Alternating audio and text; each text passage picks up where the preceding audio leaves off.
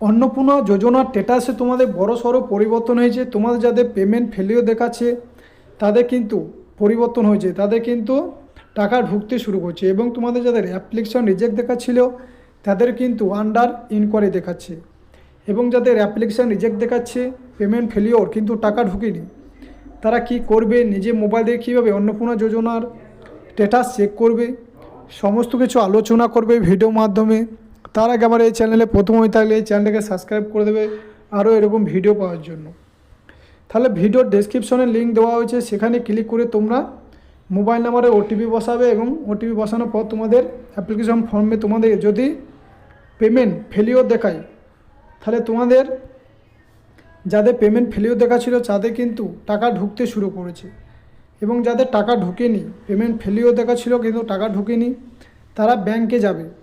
ব্যাংকে গিয়ে তোমাদের ডিবিটি লিঙ্ক হয়ে আছে কিনা চেক করবে। এছাড়াও তুমি নিজে মোবাইল থেকে চেক করতে পারবে ডিবিটি লিঙ্ক হয়ে আছে কিনা, এবং ব্যাংকে কেওয়াইসিটা করে নেবে। তাহলে তোমাদের কিন্তু টাকা ঢুকতে শুরু করবে যাদের পেমেন্ট ফেলিওর দেখাচ্ছিল তাদেরও।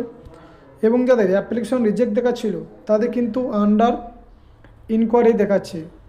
তাহলে কিন্তু যাদের অ্যাপ্লিকেশন রিজেক্ট দেখাচ্ছিল তাদের আন্ডার ইনকোয়ারি দেখাচ্ছে।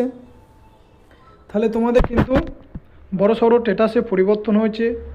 এবং যাদের অ্যাপ্লিকেশন রিজেক্ট দেখাচ্ছে তারপরে তোমাদের আন্ডার ইনকোয়ারি দেখাচ্ছে না, তাদের কিন্তু পুনরায় কি ফর্ম ফিল আপ করতে হবে, এবং তোমাদের কিন্তু এডিটের অপশান সেখানে দেওয়া হবে। তোমাদের কিন্তু পুনরায় ফর্ম ফিল আপ করতে হতে পারে। তোমরা কিছুদিন ওয়েট করো এবং দেখো অ্যাপ্লিকেশন রিজেক্ট দেখাচ্ছে কি না, না আন্ডার ইনকোয়ারি দেখাচ্ছে।